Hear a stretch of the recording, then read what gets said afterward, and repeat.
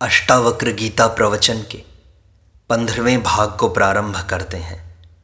मुनि अष्टावक्र राजा जनक से कहते हैं, एको द्रष्टासि सर्वस्य मुक्त प्रायोसि सर्वदा अयम एव हिते बंधः द्रष्टारम पश्यसीतरम।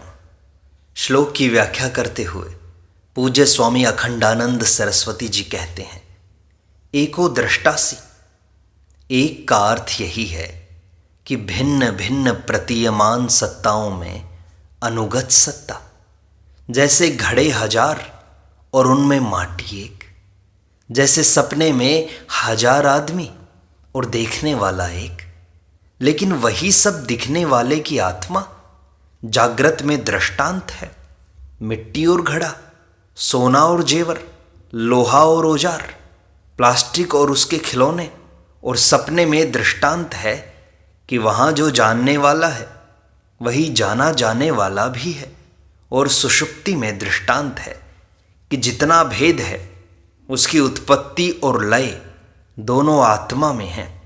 सपने में भेद प्रतीत होता है और सब अपना आपा है। क्यों?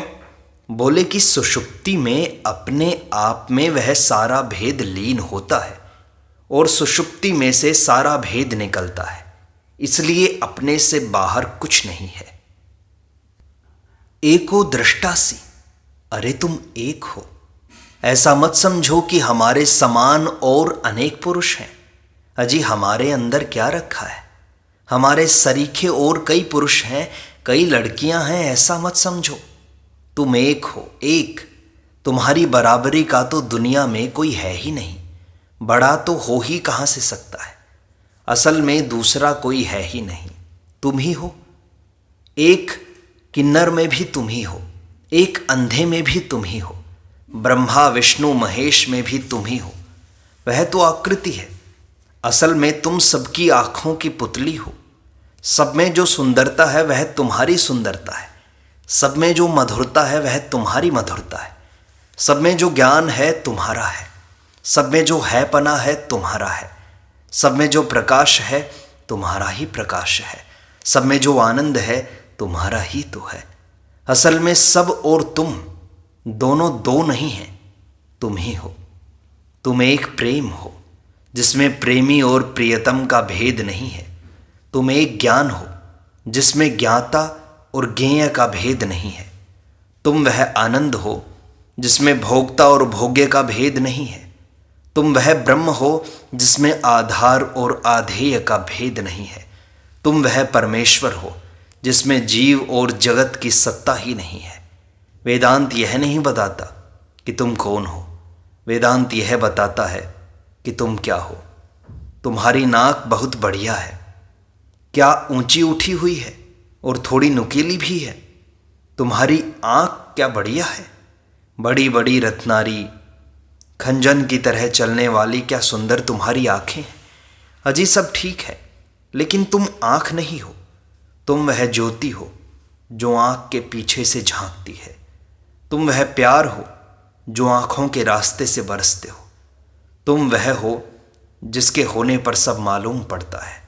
भोजन में जो मिठास है वो तुम हो, सुगंध में जो मादकता है वह तुम हो, सुंदरता में जो आकर्षण है तुम ही तो हो, स्पर्श में जो कोमलता है वह तुम हो, स्पर्श में जो कोमलता है वह तुम हो, शब्द में जो संगीत की माधुरी है वह तुम हो, मन में जो प्रेम है वह तुम हो, बुद्धि में जो ज्ञान है तुम ही तो हो, समाधि में जो शांति है तुम्हारी ही है, और द्वैत में जो अद्वैत है वो भी तुम ही हो।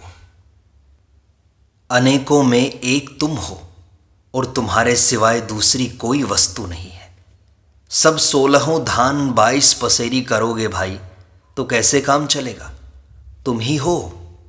एको दृष्टासि, यह मत समझना कि मैं देह में बैठकर ऐसा हूँ।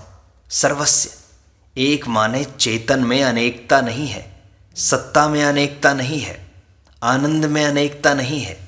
इसलिए गाली जब देते हो तो जिसको देते हो उसको लगेगी कि नहीं, इसमें शंका है, पर देने वाले के मन में तो जरूर आई, सो उसको तो जरूर लगी। गाली देने वाले को पहले लग लेती है, तब दूसरे की ओर उसका धुआं उठ कर जाता है। यह जो तुम्हारी हिंसा है वह पहले तुमको दुख पहुंचाती है। यह तुम्हारी ठगी तुमको पहले दुख पहुंचाती है। वह तो सहते सहते महाराज ऐसी आदत पड़ गई कि मालूम नहीं पड़ता है। एक सज्जन थे, सोचने लगे कि यहाँ जाएं कि वहाँ जाएं। अब महात्मा ने सुना और बोले कि क्या बोझ ढोते हो, जहाँ जाना हो वहाँ चले जाओ, सोचने की क्या आवश्यकता है। अरे महाराज, शायद वहाँ हमारा इष्ट न मिले। अरे मारो ऐसे इष्ट को गोली जो वहाँ न मिले। वह इष्ट ही किस काम का जो सब जगह नहीं है। इष्ट माने इच्छित वस्तु, माने जिसको हम चाहते हैं। दिमाग पर बोझ रखना चाहते हो, बोझ ढोना तुमको पसंद है। इधर से उधर संशय से ग्रस्त हो रहे हो, विकल्प से ग्रस्त हो रहे हो। एको दृष्टासि सर्वस्य। हम जहाँ होंगे उसका नाम वैकुंठ है। हम जिस समय होते हैं उसका नाम सतयुग है। हम जिस समय को छूते हैं उसका नाम सतयुग है। हम जिस स्थान को छू देते हैं उसका नाम वैकुंठ है। हम जिसको देखते हैं उसका नाम भगवान है। और हम जैसे हंसते बोलते रहते हैं उसका नाम समाधि है। और जिस चीज़ के साथ हम व्यवहार करते हैं उसका नाम दिव्य है, दिव्य।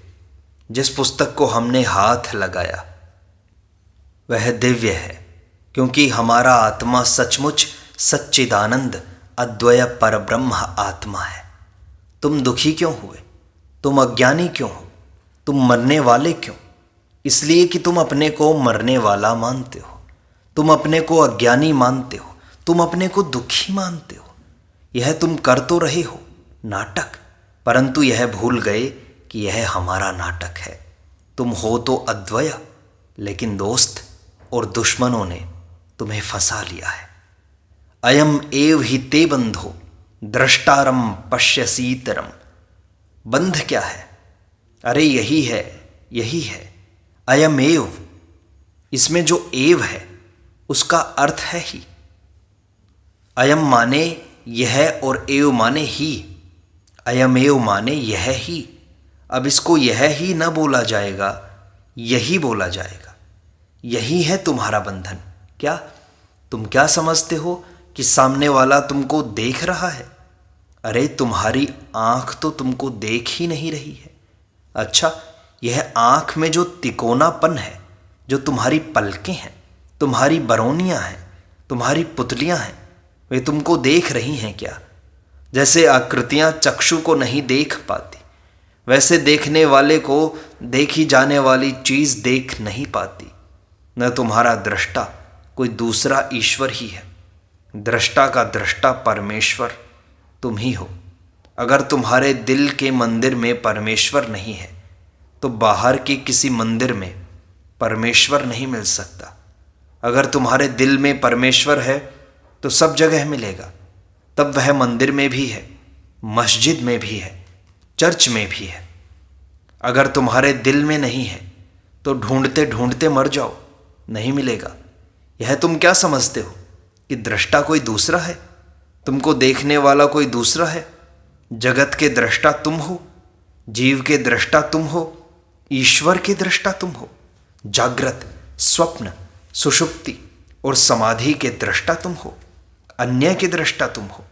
स्व अन्य के भेद के दृष्टा तुम हो। और दृष्टा में जो दृश्य की अपेक्षा से दृष्टापन है, उस दृष्टापन के भी दृष्टा तुम हो। ऐसे दृंग मात्र वस्तु हो तुम। देखो क्या माया की लीला है कि जो चीज दुख देती है उसको भी तुम छोड़ नहीं पाते, दिन रात दुख भोगते हो।